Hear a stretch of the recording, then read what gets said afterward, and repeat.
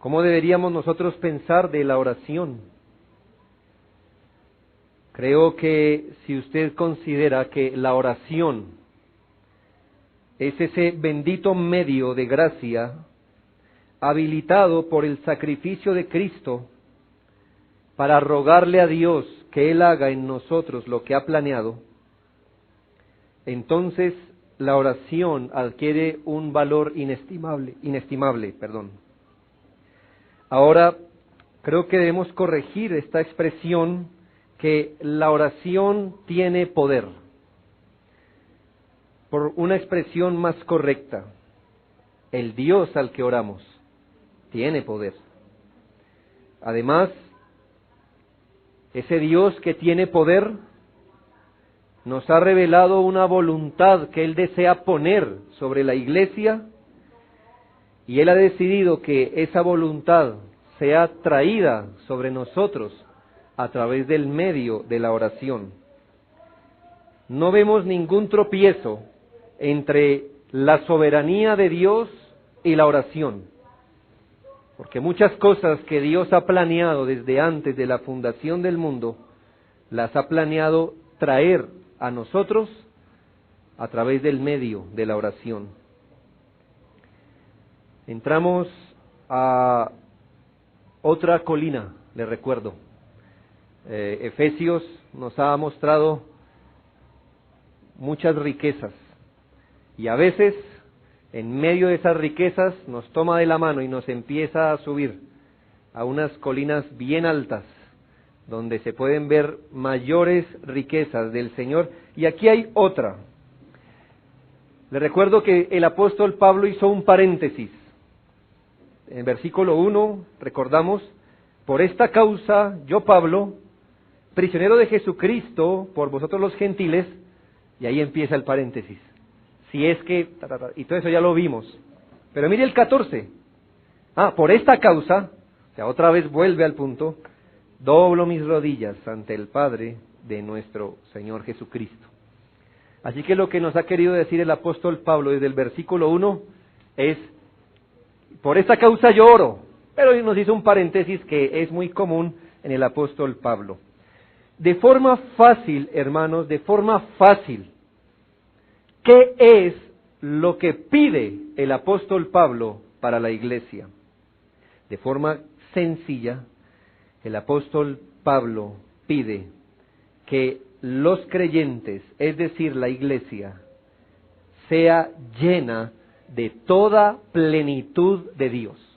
En eso consiste la oración.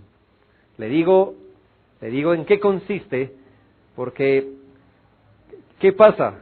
Para que el apóstol nos revele cuál es el contenido de su oración, él hace una oración sistemática, podemos decirle así, ordenada, y con muchos elementos que a veces nos hacen como, entre comillas, perder un poquito del punto principal.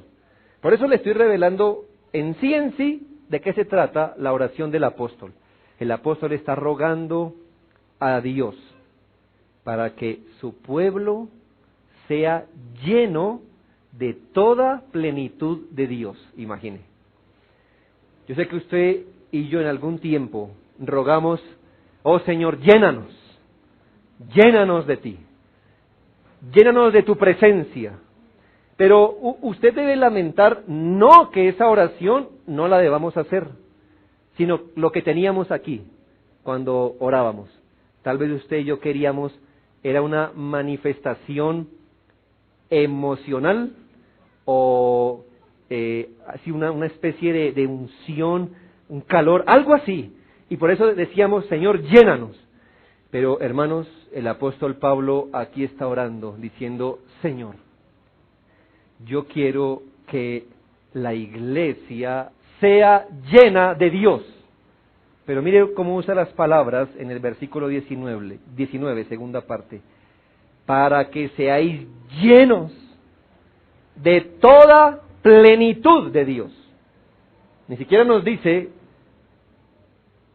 que Él desea que la iglesia sea llena de Dios, sino que la iglesia sea llena de toda plenitud, de todo lo que es Dios, de todo lo que es Él, esté llena la iglesia. Pero para llegar allí, el apóstol ha argumentado de algunas maneras que la verdad nos va a ser necesario 2 o 3 sermones para entender la manera como el apóstol Pablo argumenta hasta llegar hasta allí. Así que le voy a aparejar hoy el bosquejo de cómo vamos a estudiar del versículo 14 al 19. Hoy vamos a ver 3 datos introductorios para ubicarnos como en el terreno de, bueno, no podemos entender la oración del apóstol si no entendemos ese contexto. Así que yo le voy a dar 3 datos. Y en los próximos sermones le voy a hablar, y si no alcanza a copiar, le animo a ver el video o a escuchar el audio. 1. El aparejo. El apóstol Pablo quiere que la iglesia sea fortalecida en el alma por el Espíritu, que sea aparejada con fortaleza. 2. La bendición. El apóstol quiere que el Cristo more en el alma de los creyentes por la fe. 3. El terreno. El apóstol Pablo quiere que esa experiencia espiritual sea arraigada y cimentada en amor. 4. El efecto. El apóstol ora para que la iglesia conozca las dimensiones del amor de Cristo. 5. La finalidad. Que la iglesia sea llena de toda plenitud de Dios. Así que el aparejo, la bendición, el terreno, el efecto y la finalidad. Pues bien, antes de mirar eso, le dije que íbamos a mirar 3 aspectos introductorios a esta oración. Primer aspecto, el antecedente. Si usted nota cómo este texto empieza, este texto en el versículo 14, como en el versículo 1, ¿cómo empieza? Por esta causa. ¿Y por esta causa qué significa, hermanos? Por esta causa significa que lo que nos va a decir es un resultado de algo que él ha venido diciendo antes. Así que él ha argumentado cosas, ¿cierto? Y el argumentarlas puede mirar y decir, bueno, por esta causa, entonces tal y tal cosa. Es como si yo le dijera a usted, hermano, debido a que usted es mayor de edad, debido a que usted es papá, debido a que usted es esposo, por lo tanto, cualquier cosa que le vaya a decir de ahí en adelante, tiene un fundamento, que es todo lo que usted es, etcétera, ¿sí? Ahora, cuando a usted le dicen eso en el trabajo, ya que usted ha llegado tarde siempre, ya que tal cosa, ya que tal cosa, por lo tanto, entonces, eso que le van a decir ahí, después, es solo un resultado de lo que ha venido ocurriendo. Así que el apóstol Pablo, inspirado por Dios, ha dado ciertas cosas, después de las cuales puedo decir, bien, por lo tanto, tal y tal cosa. ¿Qué es esto que el apóstol ha traído hasta aquí para que pueda decir por lo tanto? 3 cosas, al menos, el apóstol Pablo nos ha dejado claro hasta el momento, y vamos a retroceder un poquito hasta otro límite que hay en Efesios, y es la primera oración que él nos dio. ¿La recuerda? La primera oración que él nos dio está en Efesios 1, del 15 al 23. Así que mire cuál es el método del apóstol. El apóstol da una enseñanza, y mire cómo empieza el 1:15. Por esta causa, ora al Señor. Mire el método del apóstol. El apóstol ha dicho, hermanos, ustedes han sido elegidos desde antes de la fundación del mundo, cosas así, de ese calibre que ya hemos visto. Por lo tanto, yo oro por ustedes, por esto, esto y lo otro. Ahora entramos al capítulo 2, que es el contexto que nos interesa hoy. ¿Qué ha dicho el apóstol? 1, que la iglesia ha sido objeto de un llamamiento por gracia a la salvación por Cristo. Y eso usted lo puede corroborar en el capítulo 2, del 1 al 10. Como iglesia, hermanos, hemos sido llamados por gracia mediante la fe en Cristo para salvación. Por tanto, oro por ustedes, dice el apóstol, para que sean llenos de Dios. ¿Sí? ¿Ya va agarrando la lógica? 2. Vimos en el capítulo 2, del 11 hasta el 22, esa descripción de que como iglesia, además de ser llamados a la salvación, hemos sido llamados a ser parte del único pueblo que Dios tiene. Así que aquí hay otro elemento por el cual él puede decir por tanto. Así que él dice, mire, ustedes han sido llamados a la salvación, pero también han sido llamados a conformar el único pueblo que Dios tiene. Por tanto, yo oro por ustedes para que sean llenos de toda plenitud de Dios. Y tercero, vimos una expectativa que Dios tiene, y esa la encontramos desde el versículo 21, capítulo 2, versículo 21 y 22. Está hablando de la iglesia, en quien todo el edificio bien coordinado va creciendo. ¿Para qué? Para ser un templo santo en el Señor, en quien vosotros también sois juntamente edificados. ¿Para qué? Es decir, ¿para qué somos un templo? Para que el Señor nos está edificando conjuntamente. Para morada de Dios en el Espíritu. Quiere decir que ellos tienen una expectativa, hermanos, y es hacer de un grupo de creyentes salvos, ese conjunto de creyentes que se llama iglesia, Él quiere ser un templo santo. ¿Para qué? Para que Él venga a habitar entre nosotros. El apóstol mira esas realidades y dice, por eso, ya que eso es una realidad, ya que Dios les ha elegido para las mejores cosas, y entre ellas Dios los ha elegido para hacer su morada entre nosotros, por eso yo oro para que el Señor nos llene de toda su plenitud entre nosotros.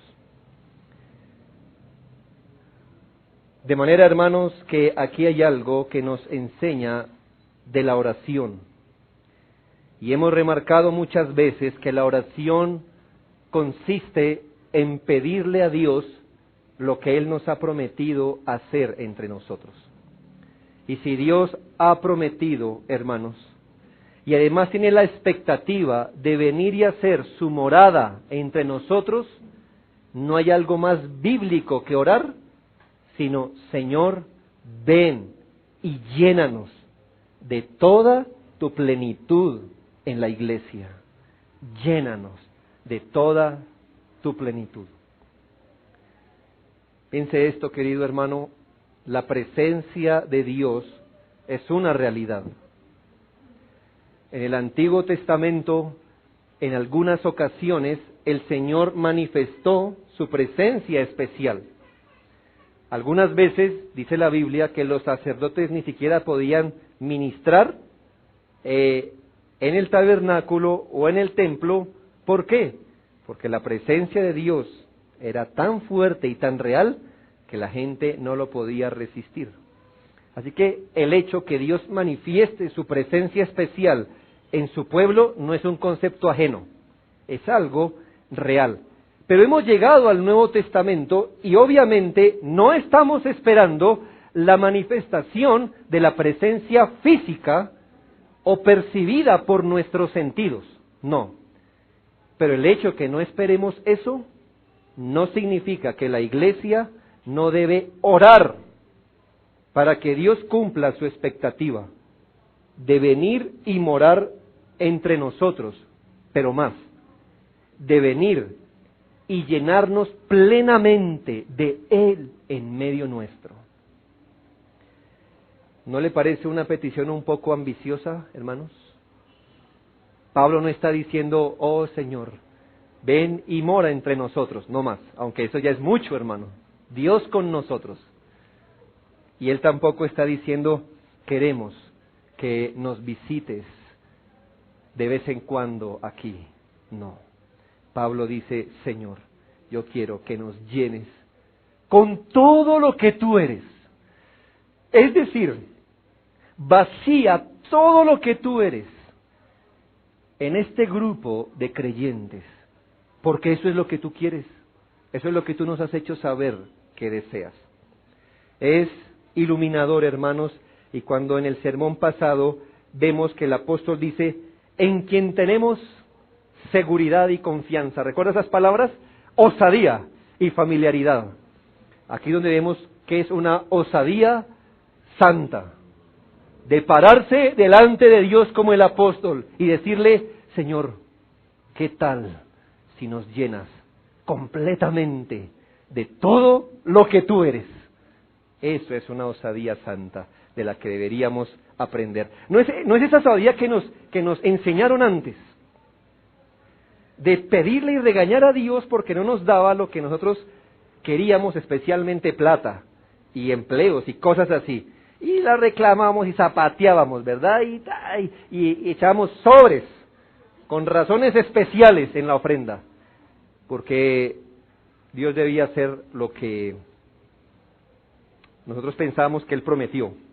No. Aquí hay una osadía santa y real de un hombre que dice, pensándolo bien, ¿cuál es la mayor bendición que un hombre puede tener? ¿A Dios mismo?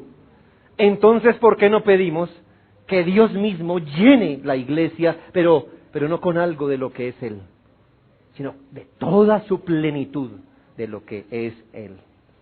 Así que aquí hay un creyente, hermano, que no le están brillando los ojos con el signo pesos, ni con cualquier otro tipo de bienestar temporal. Es un creyente que ha entendido que la expectativa desde el Edén hasta la eternidad, ¿cuál es? Que Dios quiere habitar en su pueblo, pero no quiere habitar de una forma escasa, hermanos. No quiere habitar de una forma escasa. La expectativa de Dios es que Él quiere habitar en plenitud en nosotros. Este es el antecedente, hermano. Por eso el apóstol dice, por esta causa yo oro. Mi segundo asunto preliminar tiene que ver con la oración en sí mismo. La oración. Quiero sacar unos buenos comentarios o implicaciones al mirar la oración en su conjunto. Después la vamos a desglosar parte a parte, pero por ahora quiero que la miremos en su conjunto.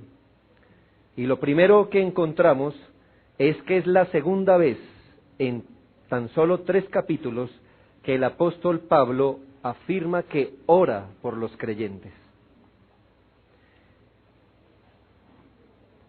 Esto es muy especial, hermanos, porque usted y yo debemos entender que además del conocimiento de la palabra de Dios, nosotros necesitamos del ministerio especial del Espíritu Santo aplicando nuestro conocimiento al corazón.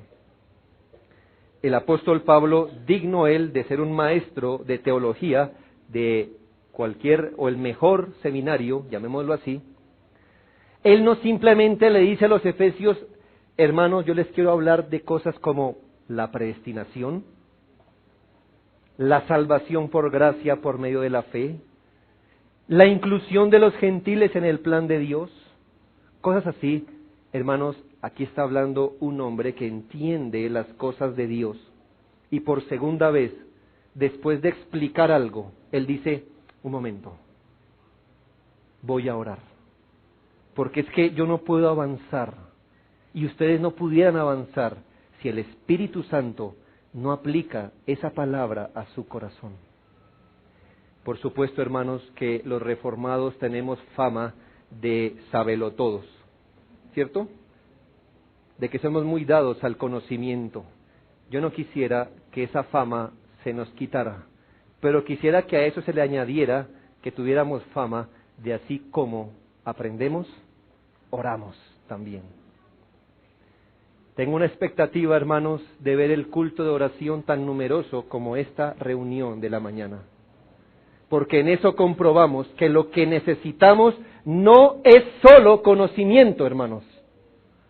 Nuestras reuniones de oración comprueban qué tanto pensamos que dependemos de Dios para que ese conocimiento sea efectivo en nuestro corazón. Es apostólico, hermanos. El apóstol enseña, ora. enseña, ora. Y esta es la segunda vez que él dice, un momento, yo les he explicado esto, y en el primer capítulo dijo, por esta causa, yo oro por ustedes, para que puedan comprender de lo que son objeto. Y en esta segunda vez dice, por esta causa, yo oro para tal y tal cosa, finalmente para que sean llenos de toda plenitud de Dios. Segundo comentario acerca de la oración. Las oraciones que encontramos en Efesios, tanto en el capítulo 1, del 15 al 23, como la que vamos a estudiar, capítulo 3, 14 al 21, son oraciones con una dimensión eclesial. Y es muy importante, hermanos, porque estas oraciones tienen que ver con la iglesia en su conjunto. El apóstol Pablo no está orando por los creyentes vistos en su aspecto individual, no. Su oración no se trata que Dios le conceda a creyentes individuales un beneficio, no. Por supuesto que Dios nos quiere bendecir en muchas cosas individualmente, pero en general, hermano, nuestra realidad de ser parte de un cuerpo o del cuerpo de Cristo nos indica que los intereses de Dios se están moviendo es sobre nosotros como iglesia. ¿Me hago entender, hermanos? Muy importante esto. Por ejemplo, esta oración que el apóstol Pablo hace no está teniendo en mente cristianos individuales a los que él quiere ver llenos de toda plenitud de Dios. No.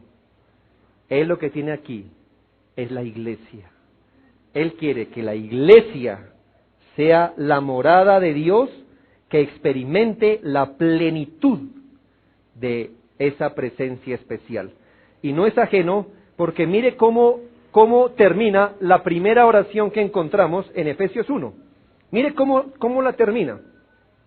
Él está orando, voy a leer así arbitrariamente, 15, por esta causa, yo, habiendo oído de la fe, de vuestro amor con los santos, no ceso de dar gracias, haciendo de memoria de vosotros, para que el Dios de nuestro Señor Jesucristo os dé espíritu de sabiduría, etcétera. 18, alumbrando los ojos de vuestro entendimiento, para que ustedes sepan la gloria de su herencia, versículo 19, y cuál es la supereminente grandeza.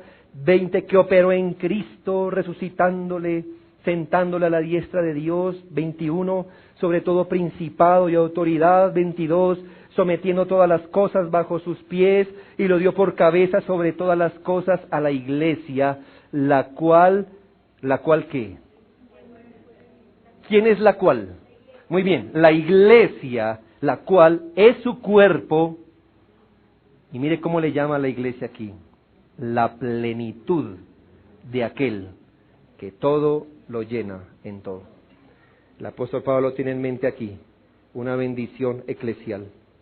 Si la iglesia es la plenitud de Dios, es mejor, hermanos, que todos nos vayamos dirigiendo a que el Señor nos llene como iglesia para que seamos la plenitud de Dios.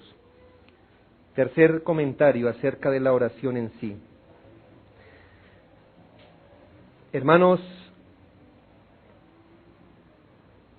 la humildad en la oración no es anulada por la osadía y familiaridad ante Dios. Hermanos, ¿quién más que el apóstol Pablo es consciente de los privilegios que el creyente tiene al estar en Cristo? Es más, él mismo ha dicho que agradece que las cosas estén saliendo al plan, que los creyentes, capítulo 3, versículo 12, tenemos seguridad y acceso con confianza por medio de la fe en Él. Hermanos, es una verdad innegable que los creyentes no estamos en la comunión con Dios como en puntillas, como entrando en puntillas a un cuarto donde está alguien que le tememos. Pero hermanos, que la iglesia tenga familiaridad con Dios y esa osadía para que en la comunión con Dios pueda pedir las cosas, no anula esta expresión, versículo 14. Por esta causa doblo mis rodillas ante el Padre de nuestro bendito Salvador. Ahora usted tiene por un lado un apóstol que dice, hermanos, tienen total libertad. Es más, hoy en Cristo pueden usar de osadía y familiaridad, por un lado. Y él mismo dice, por esta causa yo doblo mi rodilla, yo me hinco ante el Señor. Eso es lo que quiero decir con que la humildad no es anulada por la osadía y familiaridad ante Dios. No sé si aquí el apóstol está hablando o poniendo su énfasis en su postura física, pero creo que no. Creo que la expresión por esta causa doblo mi rodilla tiene que ver con la actitud con la que él estaba orando al Señor.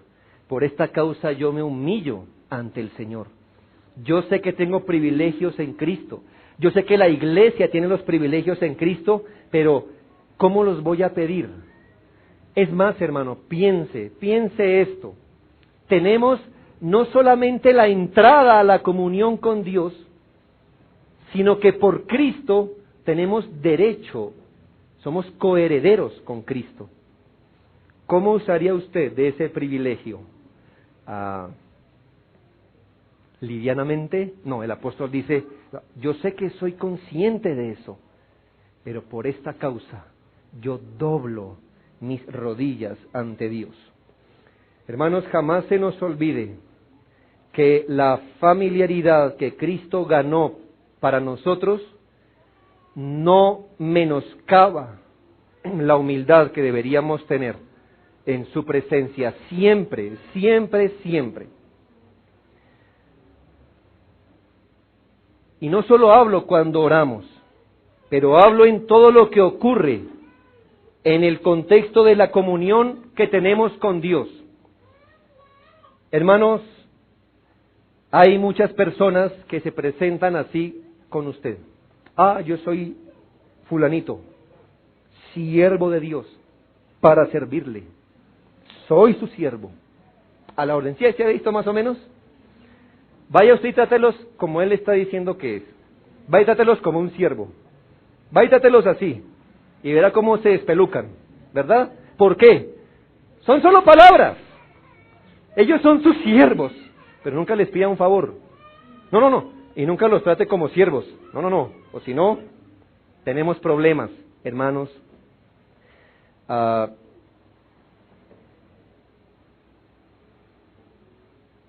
El creyente debe ser un creyente humilde de verdad.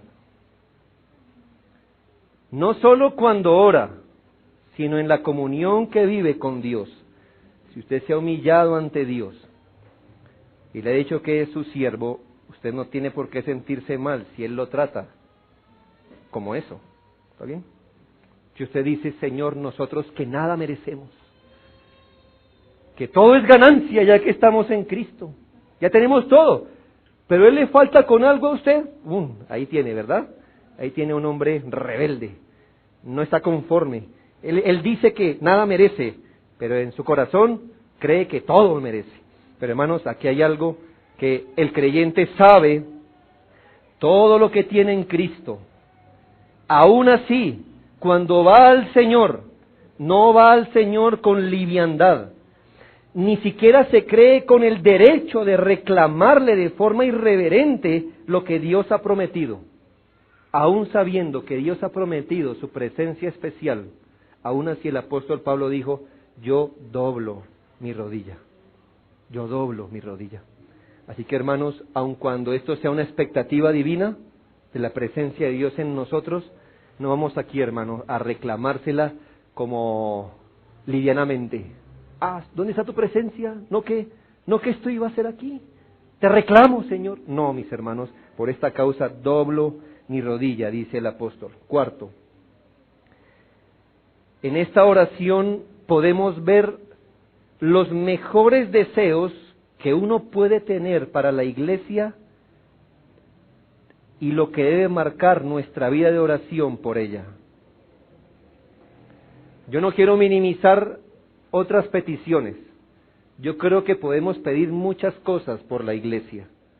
Pero hermano, pensemos algo. Entre el rango de cosas legítimas que podemos pedir para la iglesia, ¿cuál es la mejor cosa que pudiéramos pedir para la iglesia? Piénselo. ¿Qué es lo mejor? ¿Algo de Dios o a Dios mismo? A Dios mismo. Y es lo que está haciendo el apóstol Pablo aquí. No, sí, hermanos, yo creo que si Él nos diera su fortaleza, su sabiduría, bueno, y tantas cosas que Él nos puede dar legítimas, gloria a Dios. No son dones pequeños estos. Pero aún y con todo eso, esas son cosas de Dios. Dones de Dios. El apóstol es un poco ambicioso aquí y deberíamos serlo. Señor, qué bueno que pudiéramos tener tus cosas, pero quisiéramos tenerte a ti. Y en tu plenitud, Señor. ¿Qué tal? ¿Ah? En tu plenitud. No un poquito de ti, sino todo lo que tú eres. Hermano, ¿usted cree que la iglesia de los Efesios era algo un poco más distinta de nosotros? En un sentido sí, pero en un sentido general no. Estamos hablando de creyentes. Según la carta, hasta los hijos asistían a la iglesia. Allí la carta fue leída a un grupo como nosotros. Hermanos, ellos también pisaban el mundo, ellos también se enfermaban, ellos también tenían conflictos familiares, hijos rebeldes, situación económica difícil, cosas así. Y cuando su pastor ora por ellos, no es que él sea insensible, no diga, no me importa nada su vida, no. Pero le importa de una forma más alta. Y él quiere que ellos sean bendecidos de la manera mejor que una persona puede ser bendecida. Y es tener a Dios mismo. Esto nos marca, hermano, como el rumbo de qué es lo que nosotros deberíamos pedir como lo mejor que pudiéramos pedir por la iglesia. Señor, queremos que tú estés en medio nuestro. Quédate con nosotros, sé nuestro Dios y seremos tu pueblo. Habita entre nosotros con toda tu plenitud. Esa debería ser gran parte de lo que pedimos a Dios por la iglesia. Quinto comentario de la oración en sí. Hermanos, la oración empieza en el versículo 16.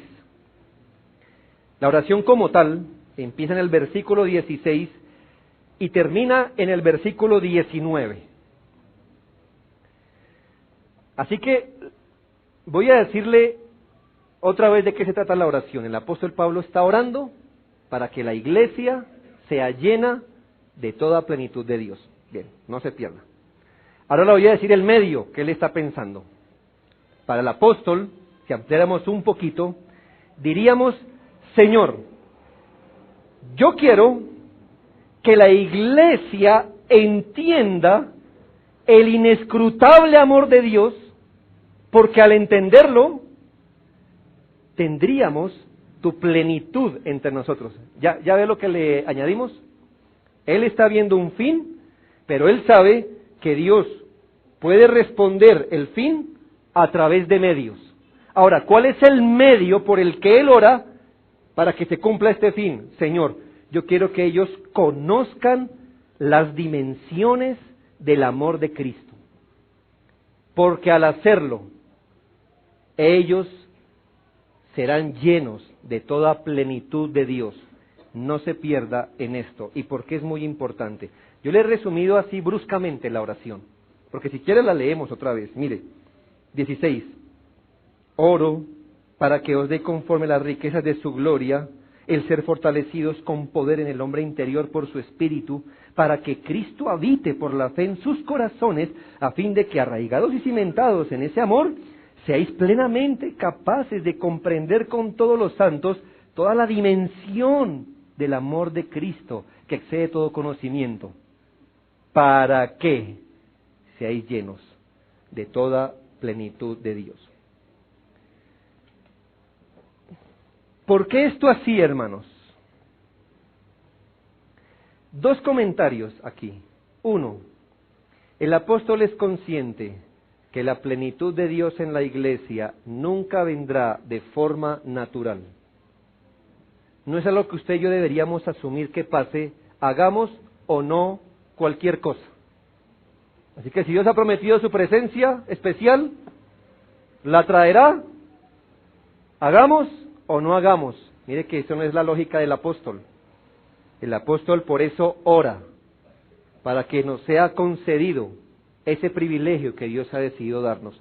Pero tal vez lo que más luz nos da es que el apóstol Pablo nos enseña a orar de una forma sistemática. Él piensa en esto. Él puede divisar el resultado final, pero él sabe que esto no pasará si Dios no nos concede algo antes. Y él sabe que esto no nos será concedido si Dios no nos concede algo antes. Y él sabe que esto no nos será concedido si no nos concede algo antes. Eso es aprender a orar, hermanos. Le pongo un ejemplo. No es una crítica, por supuesto, solo para que aprendamos a hacerlo. Yo sé que hemos asaltado el reino de Dios muchas veces diciendo esto. Oh Padre, convierte a mis familiares. ¿Sí ve? Ese es el final. Y es una oración legítima. Ahora apliquémosle sabiduría a esta oración. Apliquémosle sabiduría a esta oración. Si su familia va a creer, ¿por qué va a creer?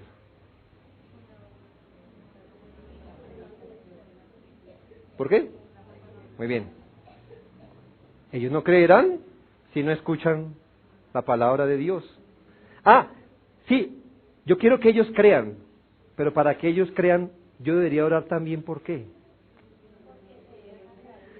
Muy bien, para que ellos sean expuestos a la palabra de Dios e iluminados. Bien. Ellos no escucharán la Escritura. ¿Sí qué, hermano? Ah, qué bueno. Resulta que la oración por la conversión de los familiares resulta una oración por nosotros. Ah, Padre, que yo les pueda hablar. Porque si yo les hablo, entonces ellos serán expuestos al Evangelio y oro para que su exposición al Evangelio sea tan clara y tan firme que ellos crean. Eso, hermanos, tal vez eso es una oración verdadera. El apóstol tiene en mente la plenitud de Dios en la iglesia, pero él sabe que eso no va a ocurrir a menos que otras cosas atrás ocurran. Hermano, ¿quiere usted, no sé qué cosa le esté pidiendo a Dios? Piense si no hemos sido a veces insensatos para orar. Queremos lo último, pero hermanos, las cosas de Dios, ¿qué le digo yo? Pienso en esto. Oh, Padre, dame un hijo obediente, dame un hijo obediente. Yo quiero un hijo obediente. Es una muy buena petición. Pero, ¿qué le falta? Bueno, ese es el resultado final. ¿Qué cosas deberíamos pedir para que si Dios hiciera esto, le pegara la primera ficha y empezara todo a correr, tumbara la última? ¿Qué tendríamos que pedir? Bueno, resultaría usted pidiendo por usted mismo al comienzo. Ah, Padre, que yo sea tan bíblico, tan disciplinado, tan ejemplar.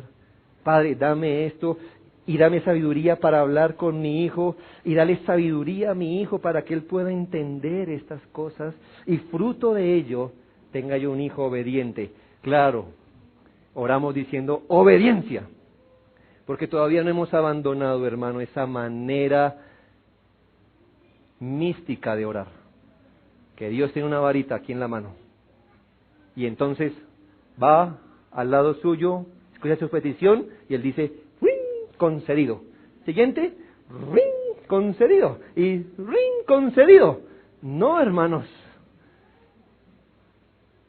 Aquí el Señor nos enseña a orar. El apóstol dice, sí, sí, sí, Dios ha prometido su presencia. Pero esto no sería posible si la iglesia antes no conoce el amor de Dios. Pero no conocería el amor de Dios a menos que estén firmes en su espíritu. Y entonces yo primero oro, Señor, fortalécelos para que ellos puedan conocer el amor de Dios y así seamos llenos de toda plenitud de Dios. Y último, hermano, mi tercer asunto final es la medida de la oración. Y con la medida de la oración quiero decirle esto.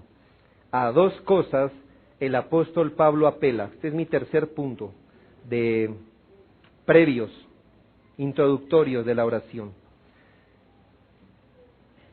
A dos cosas apela el apóstol Pablo antes de orar. Y otra vez, hermano, esto es saber orar. Lo primero que hace el apóstol, mire antes de pedir lo que dice. Por esta causa doblo mis rodillas ante el Padre de nuestro Señor Jesucristo, de quien toma nombre toda familia en los cielos y en la tierra. No son palabras bonitas. El apóstol Pablo tiene en mente algo. ¿Qué le suena a usted si yo le digo esto? Hermano, ¿sabe usted dónde queda esta dirección? Entonces, mire lo que le estoy diciendo. Hermano, ¿sabe usted dónde queda esta dirección? Usted se sentiría un poco persuadido, ¿cierto?, a darme una indicación. Pero ¿qué tal si yo le digo esto? Hermano, ya que usted lleva 20 años de taxista, ¿me puede ayudar con una dirección? ¿Qué pasa con esta palabra? ¿Qué pasa con mi forma de argumentar? ¿Qué hace en usted? Y por supuesto, ¿qué espero yo?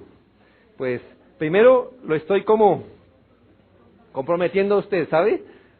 Si usted me pregunta a mí, hermano, esta dirección, yo digo norte y sur, pues sí. Digo, yo creo que es por allá, no sé. Pero si yo le digo, hermano, ya que usted lleva 20 años de taxista, tal cosa. ¿Sí ve cómo yo argumento ahí? Antes de orar, Pablo dice, yo doblo mis rodillas ante el Padre de nuestro Señor Jesucristo, de quien toma nombre toda familia en los cielos y en la tierra. Él está apelando al poder soberano que tiene Cristo sobre la iglesia para hacer lo que debe. Aquí la familia en los cielos y en la tierra no es otra cosa que la iglesia que está triunfante ahora y la iglesia que hoy está militando. ¿Por qué te pido esto, Señor? Es como si nos dijera esto. Señor, ya que tienes toda la autoridad en el cielo y en la tierra, y ya que tu sacrificio es la base de tu pueblo, y ya que tú has querido poner tu nombre sobre ellos, y ya que tú has querido poner su presencia especial, Señor, por eso yo oro a ti. No estoy orando sin conocimiento. Señor, aquí está alguien que te conoce a ti y conoce tus promesas. Y ahora me voy con la petición. Eso es bueno. Eso es bueno para el alma, hermanos. Y segundo, esta palabra es gloriosa. 16. Para que os dé conforme a las riquezas de su gloria. Y esta palabra es mayor aún. ¿Por qué se lo digo? El apóstol Pablo no está diciendo, Señor, bendícenos basados en las riquezas que tú tienes. Escúchese bien, aquí es muy importante las palabras. Usted puede dar algo basado en su riqueza. Vamos a suponer que usted es un hombre rico. Y alguien le pide una limosna. Y usted puede dar 100,000, 50,000 o 1,000. Y lo que usted dé está basado en el hecho que usted es un hombre rico, ¿sí? Pero el apóstol no ora así. Él dice, quiero que nos des conforme a la riqueza de tu gracia. Ahora, si usted es un hombre rico, yo le digo, quiero una donación conforme a sus riquezas. ¿Qué le estoy diciendo? No que me dé porque usted es rico. No. Que me dé de acuerdo conforme o en la medida de su riqueza. Pablo era osado, ¿no le parece? Pablo no está diciendo, Señor, ya que tú eres rico, ¿por qué no bendices la iglesia? No, no, no. Él dice, danos conforme a la riqueza. Así que, Señor, ¿qué tan rico eres? Entonces, es lo que queremos ver en nosotros. No ya que tú eres rico, no. De acuerdo a tu riqueza. Así que muéstranos qué tan rico eres. Muéstralo llenándonos de toda plenitud de Dios. Hermanos, ojalá tuviéramos esa osadía santa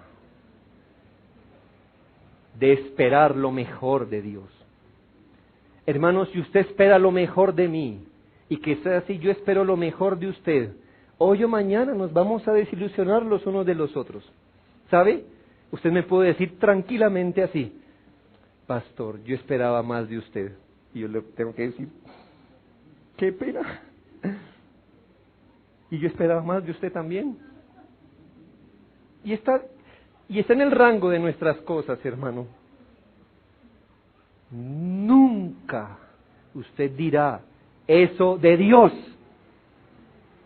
Usted nunca va a Dios y a decirle, uy, Señor, la verdad esperábamos un poquito más, cuando Él lo que promete es a Él mismo.